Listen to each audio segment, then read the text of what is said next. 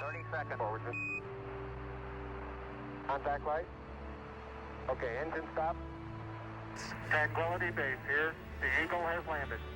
Roger, Tranquility.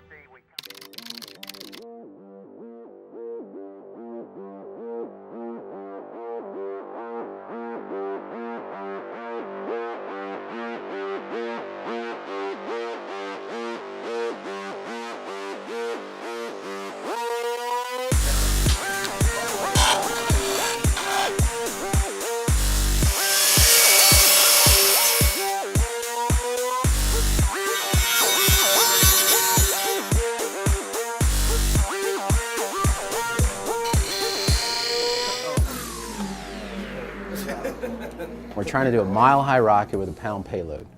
And they're in the midst of putting it together.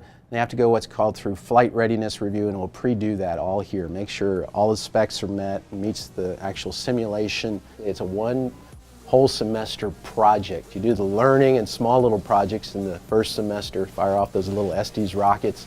Then they get all of a sudden go from these little ones to mile high now. My basic strategy is give them something that they can relate to, work on, and then realize, I'm really using the math, I'm really using the science, and maybe something else. Then I go over and say, okay, now do it. Your normal group thing. China puts up 600,000 engineers. We put up 60,000 engineers. You can't compete with numbers like that. But it is possible, and we did it when we won the moon, to develop the most valued engineering workforce in the world. And what that means is we can't ignore STEM. STEM class to me is basically a problem-solving class. In other words, you take everything you know and you put it together and you work problems continuously. That's what engineers do, and that's what I really push in my classes. Okay, so the idea is you get the rocket and bring it to the launch site.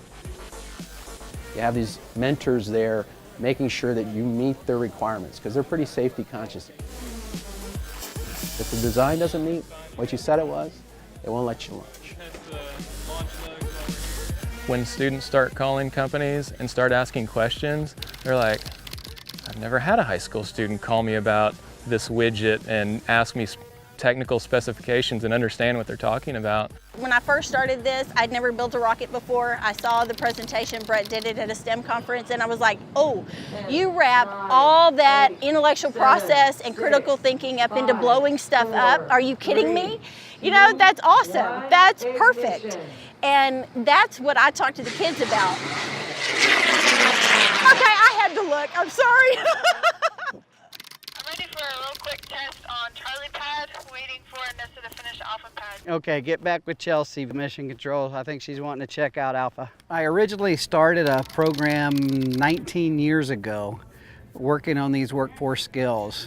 There's every aspect from ignition to the propulsion system to the aerodynamics. You know, it's a great deal of fluids, but it's a great deal of science, physics, and mathematics behind these flights. Really, the basic answer is I haven't found anything more successful in stimulating a student's interest towards STEM. I'm interested in flight. I really like flight, and then also I'm interested in physics. So this is kind of a combination of all of that, I would say. I'll be going to Texas A&M for electrical engineering next year, and then I hope to be a Formula One race engineer after that.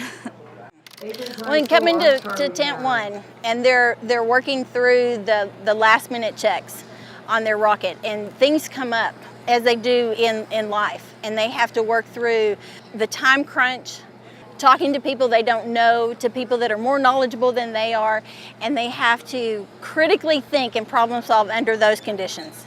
It's huge, and they've worked for 5 months on it. And then when they watch it launch, it's amazing to watch them get that excited. We're on time at the present time for our planned liftoff of 32 minutes past the hour.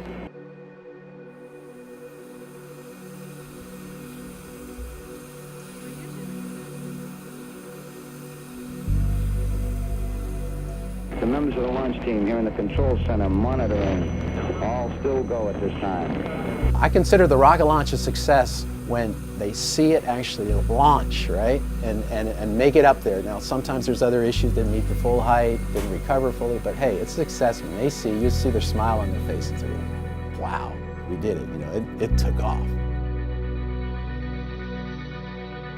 12, 11, 10, 9. Ignition sequence start. 6, 5, 4, 3, 2, 1, 0. Engine running. Liftoff. We have a liftoff.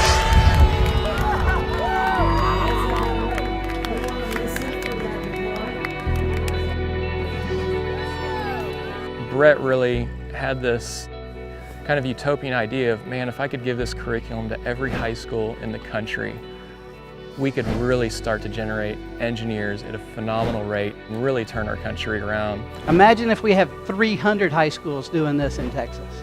Imagine if we have every state in the country doing this. Can we make an impact in the workforce? Absolutely. Using this program and what I've learned here, I am light years ahead of people I've met. It actually has gotten me a job in a graduate lab at A&M, and hopefully I can continue to use that and what I've learned here to keep going further and further into aerospace. They're learning how to think critically. They're learning how to discover information on their own, to use data in order to create knowledge. Learning that in high school will definitely make them successful college students. I mean, these kids come out of here with CAD ability. They know how to do a complete design. They can go to their professor and say, hey, I know the design process. I've been through it. I've done a rocket. I've done this. So they come out of here with a skill set that colleges want, and then, of course, the employers want.